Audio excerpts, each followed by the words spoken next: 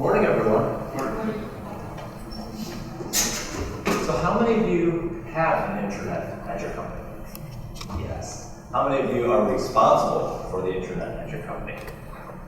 Perfect. You are my people. Thank you for that. I'm an internet nerd. I make no apologies for that whatsoever. My first internet project was in 1995, and I've never looked back since. I do truly believe that intranets are an extremely powerful tool. They're going to allow us to change the way corporate communication flows and information flows within our company. They help us inspire and create collaboration within our company. But the important thing we found about intranets is that starting an intranet and improving your intranet is a journey. It's a series of small steps, which as intranet managers really makes us no different than this guy. No intranet in its beginning is perfect. It's our job to continue to evaluate, to survey the landscape, and to move our organizations along this path. A series of small steps on your way to intranet nirvana. Now, that said, as an intranet manager, 9 days out of 10, I feel more like this guy. I don't know if you guys agree with me, but you try so hard to provide the perfect intranet for your company. And a lot of times what you hear are complaints, right? Why is that? We know professional intranets, much like professional sports, are a game of inches. World Series, Super Bowls, they've been lost by an inch. You know, it could be the field goal that hits the upright and goes out. It could be the play at third, where the third baseman tips the ball with his mitt. The run scores, the game's over, the game is lost. It's no different, really, than having a primary navigation element on your intranet homepage that's misnamed, and so everyone says, wow, our intranet is confusing. Or maybe the fact that all of the data and the content on your intranet isn't appropriately tagged, to which everyone decrees search is broken. It just doesn't work. Well, there's another thing, and that's this. Your user's perception of your intranet is your reality. So being the intranet nerd that I am, I set out to find what actually impacts this user's perception. And is there a way for us to scientifically discover which intranet attributes have the biggest impact on an employee's perception of that intranet? That's when I met a gentleman named Andrew Wright. Andrew runs a group called the Worldwide Intranet Challenge. Has anyone heard of that? All right, a couple, terrific. So the Worldwide Intranet Challenge provides a free benchmarking service for your intranets. They provide you a detailed survey, and they help you administer that to 10% of your company. They then compile the results, and from that survey, you can tell how your employees rate your intranet or various aspects on your intranet on a scale of 1 to 5. And then, of course, you can benchmark that against other companies. So when Andrew was explaining to this to me, my eyes lit up. I'm like, Andrew, I go, answer a few questions for me. 1, how much data do you really have? 2, what kind of data specifically? And 3, what do you know of statistical analysis? Turns out, the Worldwide Intranet Challenge has a lot of data. 50,000 employees have taken this survey, representing over 200 companies. And the types of questions that employees rank on a scale of 1 to 5 fall into 8 categories. Everything from the look and feel of the intranet, to how easy it is to find information on the intranet, to what they want the intranet to be able to do. So that led us to our $1 million question, and that is, could we statistically pinpoint how a user's perception of one intranet attribute impacted their overall perception of the intranet? And as it turns out, we couldn't. So my 41-year-old liberal arts educated communication major self has taken up the study of econometrics, which is an advanced form of statistical analysis. There's a joke there somewhere. I won't go into the details, but what you need to know about econometrics are 3 things.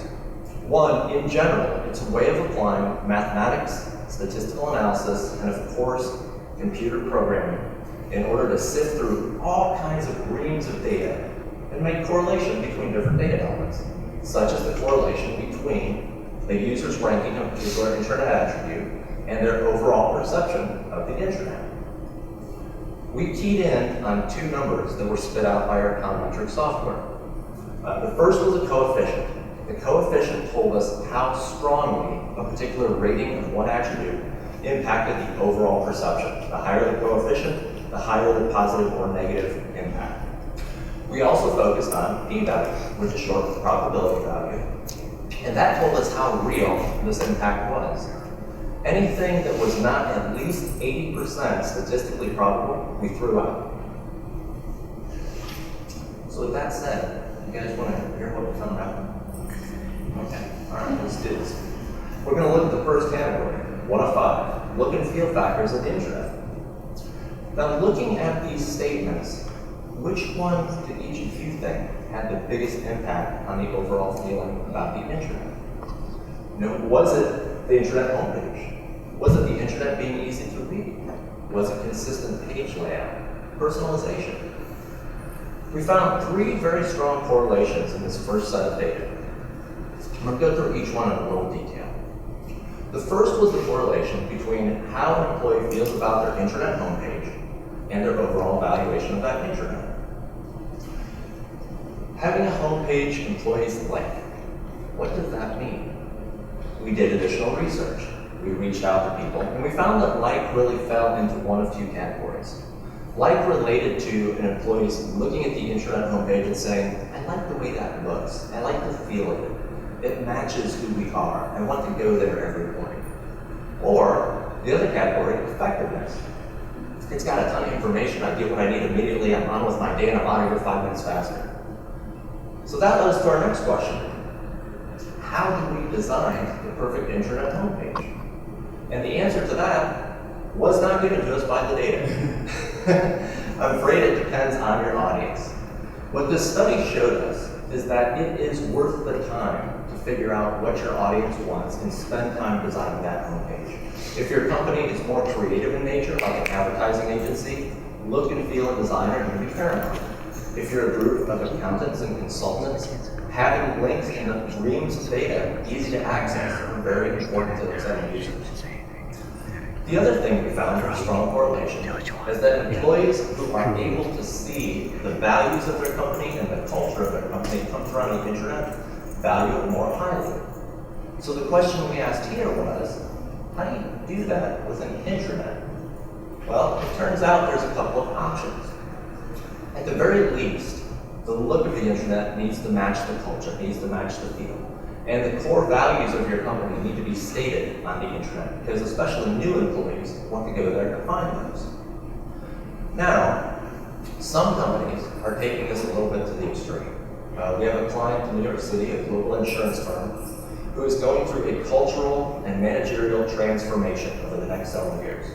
They've taken their 5 key values and they've made them primary navigation elements on their intranet. They want everything that an employee does or says or reads about to tie back to those core values. So again, it comes back to, what are you trying to accomplish? The last bit here about being able to have content identified with an owner, when we dug into the details, this came down to a matter of trust. Employees need to trust the content on your intranet to give it a high value.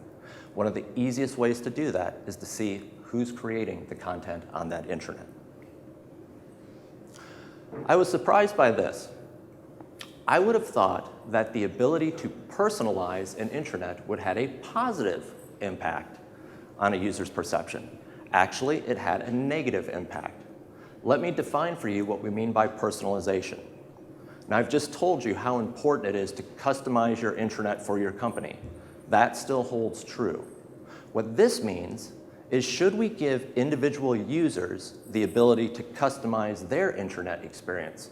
Drag and drop this, filter this, create this, all kinds of different home pages, and the answer is no. The data says no. It actually holds true with what I experienced early in my career when I worked for a portal software company. The company is now owned by Oracle. We used to joke that our portal software put the and in drag and drop. You could configure everything on our software. And it was actually less than 8% of all the people that used the portal actually used it. Is there any way to dive into that in the data at all? Is it your perception that's just because if it's too customizable, people have too many choices and they get overwhelmed with the choices of customizing it? The way we dove into the data was twofold, actually looking at the numbers, but when we couldn't get past the numbers, we reached out to people. Yeah.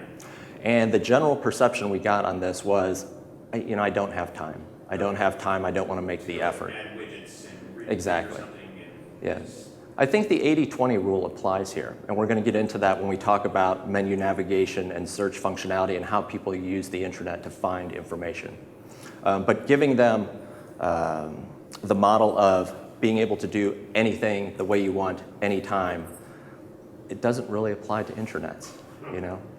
They're more looking for the general experience with, of course, effective communication. Feel free to ask questions throughout, by the way. Thank you, sir. Sorry. Yeah, I didn't raise my hand. Let's look at another category. This category has the questions of how employees expect to find information on the intranet. And looking at this data set, the first thing we found is that the intranet attribute with the biggest impact on an employee's perception of their overall intranet, regardless of category, was the ability to find information. Not surprising, right? It's funny how these centuries-old desires still play true in modern technology. So this led us to the question of how do they want to find information? And we got into this big menus versus search debate. And those of you who are intranet geeks like me have been arguing about this for years. On one side, people that are proponents of menu navigation put a large emphasis on information architecture. And they support activities like card sorting, where you get a group of employees in a room, you give them all sticky notes, you stick them up on the board, and the users tell you where they're expecting to find different types of information. Now, the search proponents listen to that argument, and they say you're discounting two things. One is cost efficiency, and the other is human nature. If we're going to define navigation by putting people in a room, and we have an 80,000 person company, how many people do we need? How big a room is that? How long is this going to take? Man, that costs a lot. And they also say this, humans, we hate to admit it, but sometimes we're lazy.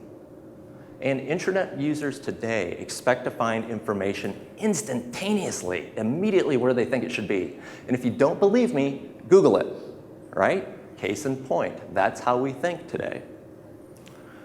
So what the data told us was this.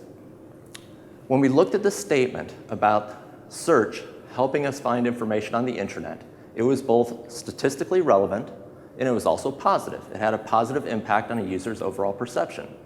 When we looked at that same statement for menus, it was statistically insignificant. Now, what does that mean? That does not mean that menus are insignificant.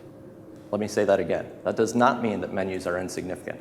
When we did the additional research here, what we found was menus are table stakes.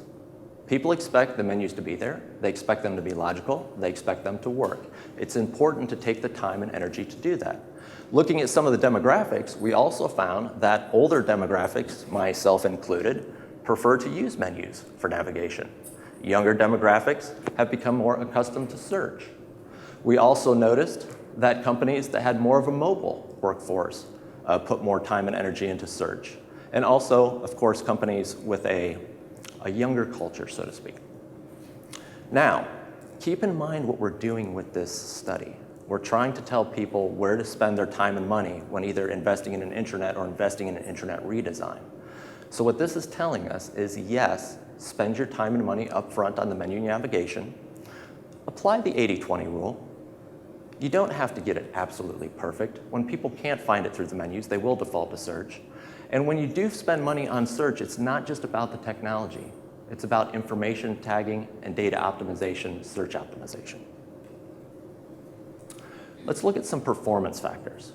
This is specifically statements around how people expect the intranet to perform and where they expect to be able to access it. So as we got into these details, we started to see a trend. have intranets become a lot like electricity? When was the last time you talked about your electric utility? Probably not that often, unless your power went out, and then that's all you talk about. And intranets are a lot the same way. We found that the data told us that the internet being available all the time had a dramatic impact on an employee's valuation of it. Bless you.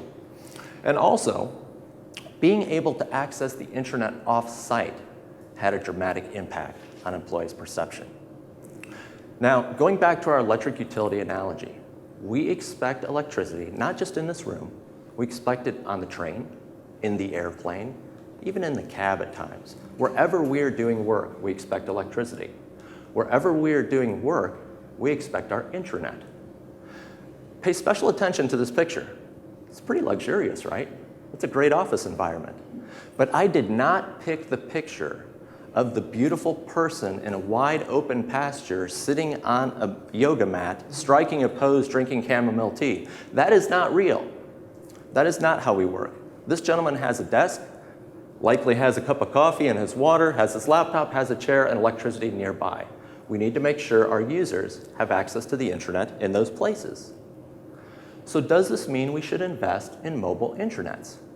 Well, yes, with one statistical caveat, because there's always a statistical caveat in these studies, and that is when we looked at the data for I can access the intranet using a mobile device, the responses were actually statistically insignificant.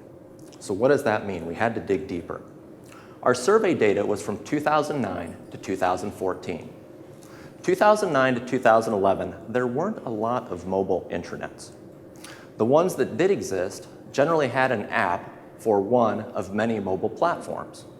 And it wasn't that commonplace to do your daily job from an iPad or a Surface. So for that reason, our data is a little skewed and didn't show a high valuation on mobile until we looked at the more recent data. And until we pinpointed companies that had a mobile workforce. And until we pinpointed companies that had a a younger demographic. And then the data clearly showed statistical significance and the desire to work from these mobile devices. Andy? Yes. Just a non-scientific comment. Yes. Anecdotally, so virtually everybody that I've spoken with, there's probably 30, 40 conversations around internets. I would say most of them asked about mobile. Mm-hmm. Many of them are, many of my workers actually don't have a laptop or screen-facing access. They are mechanics in garages with their typewriters, that sort of thing. And Right. that's the only way to access Yes. the internet. So it was Yes. anecdotal comment. Yeah, and people expect it on any device they have. The proliferation of bring your own device in companies has gone rampant. I would recommend investing in responsive design versus trying to build 17 different apps for 17 different platforms. But I would, regardless, definitely advise in investing in mobile because it is not only the trend, but the future of how we're working.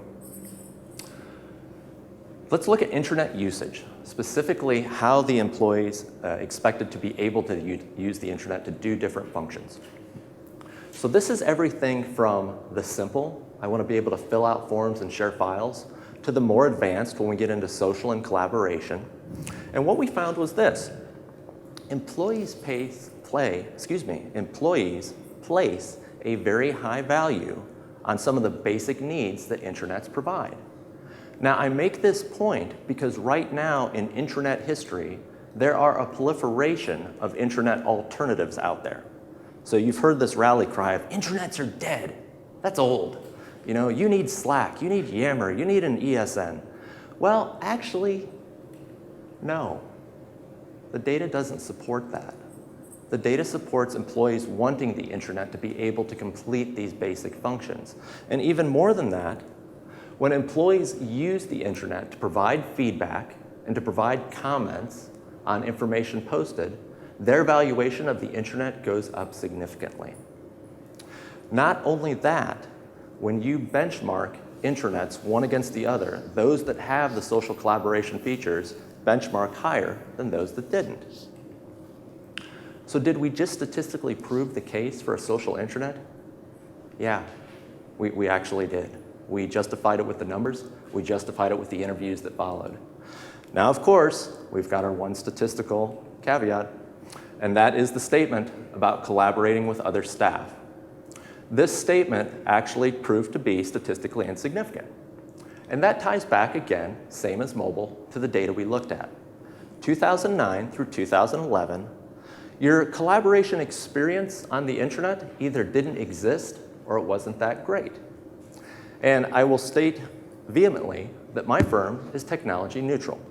We support all technology companies. However, the majority of survey participants in those early years were SharePoint intranets. So if you're an employee and your first experience of intranet collaboration is a SharePoint team site, how are you going to rate this? Maybe not that great. I think Microsoft would say the same thing. It's all evolved a long way. The other thing we found out is that we looked at the later data, and we looked at intranets that did provide a good collaborative experience, and this was more than statistically significant. It was a very high valuation on that. If we put these trends together, the ability to comment, the ability to discuss things with employees, the ability to collaborate with others, I would put an utmost importance on investing in the social features and functions of your intranet, because that's the way we're moving in the future of work. So there you have it. Those are the key findings from the study. And if you take away two things, I would please ask you to take away this. 1995 was a long time ago. Intranets weren't very cool then. Now is a really exciting time to be using this technology, especially as corporate communicators. Your ability to impact the culture of your company, the way employees communicate and collaborate with each other, is unprecedented. I would also take away this. Start small, don't be discouraged. Your intranet journey is a series of small steps. I would recommend all of us of this same interest to step together.